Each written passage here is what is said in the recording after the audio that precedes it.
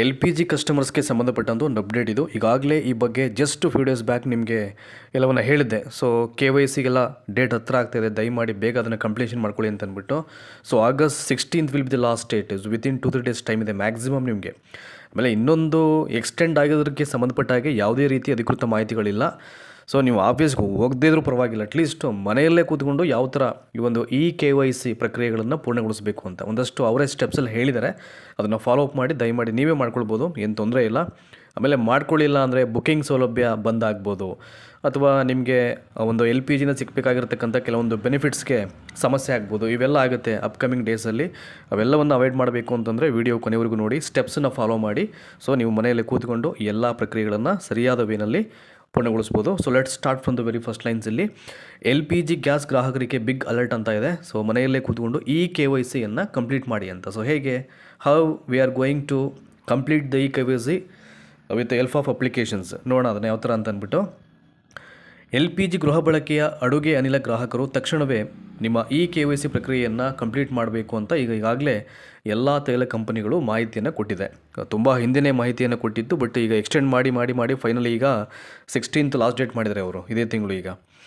So ಈ ಪ್ರಕ್ರಿಯೆಯನ್ನು in case complete ಮಾಡಲಿಲ್ಲ ಅಂತಂದರೆ ನಾನು ಆರಂಭದಲ್ಲಿ ಹೇಳಿದಾಗೆ ಸಿಲಿಂಡರ್ ಪೂರೈಕೆಯಲ್ಲಿ ಒಂದಷ್ಟು ಸಮಸ್ಯೆಗಳು, ವ್ಯತ್ಯಯಗಳು ಉಂಟಾಗ್ತಕ್ಕಂಥ ಸಾಧ್ಯತೆ ಇದ್ದೇ ಇರುತ್ತೆ. ಸೊ ಬುಕ್ಕಿಂಗೇ ಮಾಡಲಿಕ್ಕಾಗಲ್ಲ. KYC ಇಶ್ಯೂ ಒಂದು ಸಲ ಆಯಿತು ಅಂತಂದರೆ ನೀವು ಬುಕ್ಕಿಂಗ್ ಮಾಡಲಿಕ್ಕಾಗಲ್ಲ. ನಾಟ್ ಓನ್ಲಿ LPG ಕಸ್ಟಮರ್ಸ್ ಅಂತಲ್ಲ, ಇವನ್ ನೀವು ಬೇರೆ ಒಂದು ಬ್ಯಾಂಕ್ ಆಗಿರ್ಬೋದು, ಮತ್ತೊಂದು ಸಂಸ್ಥೆಗಳಾಗಿರ್ಬೋದು, ಅದು ಕಾಲಕ್ಕೆ KYC ಪ್ರಕ್ರಿಯೆಗಳನ್ನು ನೀವು ಮಾಡಿಲ್ಲ ಅಂತ ಕಂಡು ಬಂದಾಗ ಆ ಒಂದು ಸಂಸ್ಥೆಗಳಿಂದ ಯಾವುದೇ ಪ್ರಯೋಜನ ಪಡ್ಕೊಳ್ಳೋಕ್ಕೆ ಸಾಧ್ಯ ಆಗಲ್ಲ. ಹಾಗಾಗಿ ದಯಮಾಡಿ ಅದನ್ನು ಕಂಪ್ಲೀಟ್ ಮಾಡ್ಕೊಳ್ಳಿ. ಸಾಮಾನ್ಯವಾಗಿ KYC ಮಾಡಿಸ್ಕೊಳ್ಳಿಕ್ಕೆ ಈ ಗ್ಯಾಸ್ ಏಜೆನ್ಸಿ ಅಥವಾ ಡಿಸ್ಟ್ರಿಬ್ಯೂಟರ್ ಕಚೇರಿಗೆ ಅಲಿಬೇಕಾಗಿತ್ತು ಮುಂಚೆ ಎಲ್ಲ. ತುಂಬ ಜನ ಅದನ್ನು ಹೇಳ್ತಾರೆ. ಈಗ ಆದರೆ ಯಾವುದೇ ಏಜೆನ್ಸಿಗೆ ಹೋಗದೇ ಮನೆಯಲ್ಲೇ ಕೂತ್ಕೊಂಡು ನಿಮ್ಮ ಮೊಬೈಲ್ ಫೋನ್ ಮೂಲಕವೇ ಅತ್ಯಂತ ಸುಲಭವಾಗಿ KYCಯನ್ನು ಕಂಪ್ಲೀಟ್ ಮಾಡ್ಬೋದು. ಅದೆಲ್ಲದಕ್ಕೂ ಒಂದಷ್ಟು ಸ್ಟೆಪ್ಸ್ ಇದೆ, ಅದನ್ನು ಫಾಲೋ ಅಪ್ ಮಾಡಬೇಕು ಅಂತ ಅಂದ್ಬಿಟ್ಟು. ನೀವು ಇವಾಗೇನಾದ್ರು ಹೋಯ್ತು ಅಂತಂದರೆ ಆಫೀಸ್ಗೆ ತುಂಬ ಕ್ರೌಡ್ ಅಂತೂ ಅಲ್ಲಿ ಇದ್ದೇ ಇರ್ತಿದೆ, ಕೆಲಸಗಳಾಗಲ್ಲ. ಅಟ್ ಎ ಟೈಮ್ ಏನಾಗುತ್ತೆ, ಮಾಡಿಸ್ಬೇಕಾದ್ರೆ ಸರ್ವರ್ ಪ್ರಾಬ್ಲಮ್ ಅಂತೂ ಬಂದೇ ಬಂದುಬಿಡ್ತಿದೆ. ಹಾಗಾಗಿ ಇನ್ನೂ ಡಿಲೇ ಆಗಿಬಿಡ್ತಾವಾಗ, ಆಯಿತಾ.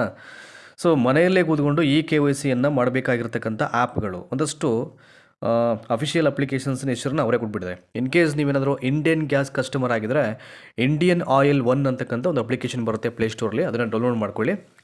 ಅಂದರೆ ಯಾವ ಮೊಬೈಲು ಇಂಡಿಯನ್ ಗ್ಯಾಸ್ ಏಜೆನ್ಸಿಗೆ ರಿಜಿಸ್ಟರ್ಡ್ ಆಗಿರುತ್ತೋ ಆ ಒಂದು ಮೊಬೈಲನ್ನು ಮೊದಲು ಲಾಗಿನ್ ಮಾಡಬೇಕಾಗುತ್ತೆ, ಅಪ್ಲಿಕೇಶನ್ ಓಪನ್ ಮಾಡಿ. ಅದಾದ ನಂತರದಲ್ಲಿ ಅಲ್ಲಿ KYC ಅಪ್ಡೇಟ್ಸ್ ಅಥವಾ ಆಧಾರ್ ಕಾರ್ಡ್ ವೆರಿಫಿಕೇಷನ್ ಏನೋ ಸಮಥಿಂಗ್ ಒಂದು 2-3 ಆಪ್ಷನ್ಸ್ ಬರುತ್ತೆ. ಅದನ್ನು ನೀವು ಫಾಲೋ ಅಪ್ ಮಾಡ್ತು ಅಂತಂದರೆ ಅದು ನಿಮ್ಗೆ ಗೊತ್ತಾಗ್ಬಿಡುತ್ತೆ. ನೆಕ್ಸ್ಟು HP ಗ್ಯಾಸ್ ಕಸ್ಟಮರ್ಸ್ ಆಗಿದ್ದರೆ HP ಪೇ ಅಪ್ಲಿಕೇಶನ್ ಹಾಕ್ಕೊಂಡು ನಿಮ್ಮ KYCಯನ್ನು ಕಂಪ್ಲೀಟ್ ಮಾಡ್ಬೋದು.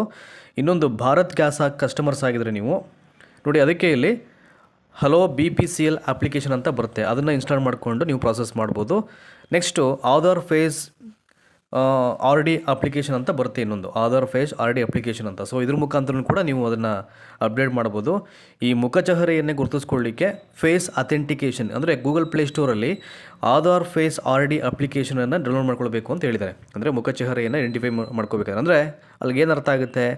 ಸೊ ಇಂಡಿಯನ್ ಅಂದರೆ ನೀವು ಯಾವ್ಯಾವ ಒಂದು ಗ್ಯಾಸ್ ಕಂಪ್ನಿಗಳ ಕಸ್ಟಮರ್ಸ್ ಆಗಿರ್ತೀರೋ ಆ ಒಂದು ಗ್ಯಾಸ್ ಕಂಪನಿಗಳ ಅಥೆಂಟಿಕೇಟ್ ಅಪ್ಲಿಕೇಶನ್ ಡೌನ್ಲೋಡ್ ಮಾಡ್ಕೊಳ್ಳೋದ್ರ ಜೊತೆಗೆ ಅಟ್ ದ ಸೇಮ್ ಟೈಮ್ ಈ ಆಧಾರ್ ಫೇಸ್ RD ಅಂತಕ್ಕಂಥ ಒಂದು ಅಪ್ಲಿಕೇಶನಲ್ಲಿ ನೀವು ಡೌನ್ಲೋಡ್ ಮಾಡ್ಕೊಳ್ಬೇಕು. ಅಂದರೆ ಇದನ್ನು ಮುಖಚಹರೆಯನ್ನು ಐಡೆಂಟಿಫೈ ಮಾಡಲಿಕ್ಕೆ ಅದು ಒಂಚೂರು ನಿಮ್ಮ ಗಮನಕ್ಕಿರಲಿ. ಇದಾದ ನಂತರದಲ್ಲಿ ಸೊ ಯಾವ ರೀತಿಯಾಗಿ ಹಂತವಾಗಿ ಅದನ್ನು ಕಂಪ್ಲೀಟ್ ಮಾಡಬೇಕು ಒಂದಷ್ಟು ಮಾರ್ಗದರ್ಶನವನ್ನು ಇಲ್ಲಿ ಕೊಡಲಾಗಿದೆ. ಸೊ ಫಸ್ಟು ಲಾಗಿನ್ ಆಗಬೇಕು. ಲಾಗಿನ್ ಆಗಬೇಕಾದ್ರೆ ಹೇಳಿದ್ನಲ್ಲ, ರಿಜಿಸ್ಟರ್ ಮೊಬೈಲ್ ಮುಖಾಂತರವಾಗಿ ಲಾಗಿನ್ ಆಗಿ ನಿಮ್ಮ ಗ್ಯಾಸ್ ಕನೆಕ್ಷನ್ಗೆ ಲಿಂಕ್ ಆಗಿರತಕ್ಕಂಥ ನೋಂದಾಯಿತ ಮೊಬೈಲ್ ಸಂಖ್ಯೆಯನ್ನು ಬಳಸ್ಕೊಂಡು ಸಂಬಂಧಪಟ್ಟಂಥ ಅಪ್ಲಿಕೇಶನಲ್ಲಿ ಲಾಗಿನ್ ಆಗಬೇಕಾಗುತ್ತೆ. ಸೊ ಮೊಬೈಲ್ಗೆ ಒಂದು OTP ಬರುತ್ತೆ, ಅದನ್ನು ನಮೂದು ಮಾಡಬೇಕಾಗುತ್ತೆ. ಅದಾದ ನಂತರದಲ್ಲಿ ಅಕೌಂಟ್ ವೆರಿಫಿಕೇಷನ್ ಆಗುತ್ತೆ.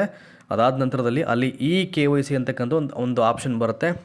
ಸೊ ಅಲ್ಲಿ LPG KYC ಅಂತ ಬರುತ್ತೆ, ಅಥವಾ ಇನ್ನೊಂದು ಆಪ್ಷನ್ನು Aadhaar authentication. We will see the 2 option is there. ಪ್ರತಿಯೊಂದು ಅಪ್ಲಿಕೇಶನಲ್ಲೂ ಒಂದು KYC, ಇನ್ನೊಂದು ಬಂದು LPG KYC ಅಥವಾ ಇನ್ನೊಂದು ಆಧಾರ್ ಅಥೆಂಟಿಕೇಷನ್ ಅಂತ ಬರುತ್ತೆ. ಅದರಲ್ಲಿ ಯಾವುದನ್ನು ನೀವು ಆಯ್ಕೆ ಮಾಡ್ಕೊಂಡು ಬೇಕಾದರೆ ನೀವು ಅದನ್ನು ಕಂಪ್ಲೀಟ್ ಮಾಡ್ಬೋದು. ಅದಾದಮೇಲೆ ಆಧಾರ್ ಸಂಖ್ಯೆಯನ್ನು ನೀವು ನಮೂದು ಮಾಡಬೇಕಾಗತ್ತೆ. ಸುಮಾರು 12 ಸಂಖ್ಯೆಗಳಿರ್ತಕ್ಕಂಥ ಆಧಾರ್ ಸಂಖ್ಯೆಯನ್ನು ಅಲ್ಲಿ ಮೆನ್ಷನ್ ಮಾಡಬೇಕು, ಅಂದರೆ ನಮೂದು ಮಾಡಬೇಕು. ಅಗತ್ಯ ಅನುಮತಿಗಳನ್ನು ಕೊಡಬೇಕು. ಅಲ್ಲಿ ಒಂದಷ್ಟು ಪರ್ಮಿಷನ್ಸ್ ಕೇಳುತ್ತೆ, ಅದನ್ನು ಅಲೌ ಮಾಡಬೇಕಾಗತ್ತೆ. ಸೊ ಅಲೌ ಮಾಡಿದ ನಂತರದಲ್ಲಿ face scan recognition, so capture face ಅಥವಾ ಸ್ಕ್ಯಾನ್ ಫೇಸ್ ಆಯ್ಕೆ ಮೇಲೆ ಕ್ಲಿಕ್ ಮಾಡಿದ್ರೆ ಸ್ಕ್ರೀನ್ ಮೇಲೆ ಕಾಣಿಸ್ತಕ್ಕಂಥ ಸೂಚನೆಗಳಂತೆ ಮೊಬೈಲ್ ಕ್ಯಾಮರಾ ಮುಂಭಾಗದಲ್ಲಿ ನಿಮ್ಮ ಮುಖವನ್ನು ತೋರಿಸಿ ಅಂತ ಇದೆ. ಅದು ಗೊತ್ತಾಗುತ್ತೆ ನಿಮಗೆ ಪ್ರಾಸೆಸ್ಸು. ಪ್ರಾಕ್ಟಿಕಲಾಗಿ ಒಂದು ಸಲ ನೀವು ಅಪ್ಲಿಕೇಶನನ್ನು ಅದನ್ನು ಹೇಗೆ ಯೂಸ್ ಮಾಡೋದು ಅಂತ ನೀವು ಸ್ಟಾರ್ಟ್ ಮಾಡಿದ ತಕ್ಷಣ ಅದು ಒಂದೊಂದೇ ಸ್ಟೆಪ್ಸು ನಿಮ್ಗೆ ಅದು ಹೇಳ್ತಾ ಹೋಗುತ್ತೆ. ಆ್ಯಂಡ್ ಥ್ರೂ ದಟ್ ನೀವೇ ಅದನ್ನು ಪ್ರೊಸೆಸ್ ಮಾಡ್ಬೋದು ಆರಾಮಾಗಿ.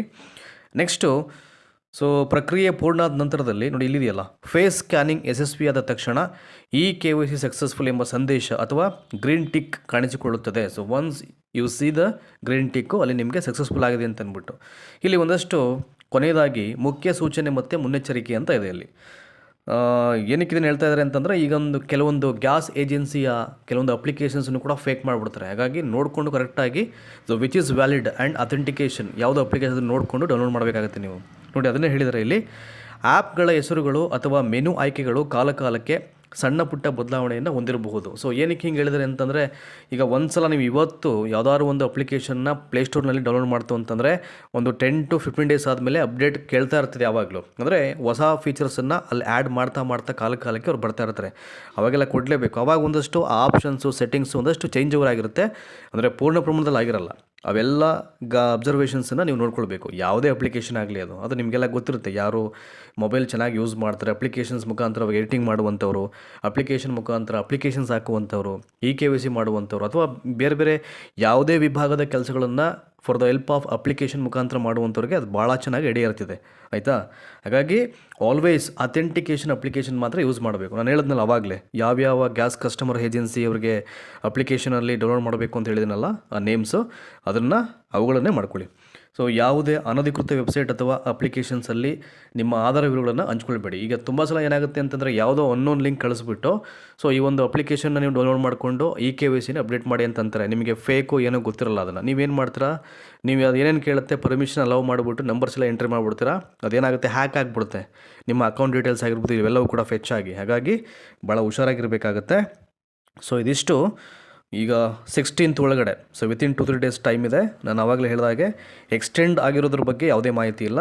ನೋಡೋಣ, ದಯಮಾಡಿ ಮೊಬೈಲಲ್ಲೇ ಮಾಡಿದ್ರೆ ಬೆಟರು. ಆಲ್ಮೋಸ್ಟ್ ನಿಮಗೆ ಏನಾದರೂ ಟೆಕ್ನಿಕಲ್ ಇಶ್ಯೂಸ್ ಆಯಿತು ಅಂತಂದರೆ ಸಂಜೆ ಟೈಮಲ್ಲೋ ಅಥವಾ 9 o'clock ಆ್ಯಂಡ್ ಎಬೋ ನೈಟ್ ಅವರ್ಸಲ್ಲಿ ಟ್ರೈ ಮಾಡಿದ್ರೆ ಅದು ಬೇಗ ಪ್ರಾಸೆಸ್ ಆಗುತ್ತೆ, ಯಾವುದೇ ಸಮಸ್ಯೆಗಳಾಗಲ್ಲ. ಹಾಗಾಗಿ ದಯಮಾಡಿ ಯಾರೆಲ್ಲ ಇದುವರೆಗೂ ನಿಮ್ಮ KYCಯನ್ನು ಕಂಪ್ಲೀಟ್ ಮಾಡಿಲ್ವೋ ಆ ಲಾಸ್ಟ್ ಡೇಟ್ ಒಳಗಡೆ ಕಂಪ್ಲೀಟ್ ಮಾಡ್ಕೊಳ್ಳಿ. ದಯಮಾಡಿ ಈ ಒಂದು ವೀಡಿಯೋನ ವಾಚ್ ಮಾಡೋದಕ್ಕೆ ಎಲ್ರಿಗೂ ಥ್ಯಾಂಕ್ ಯು ಸೊ ಮಚ್.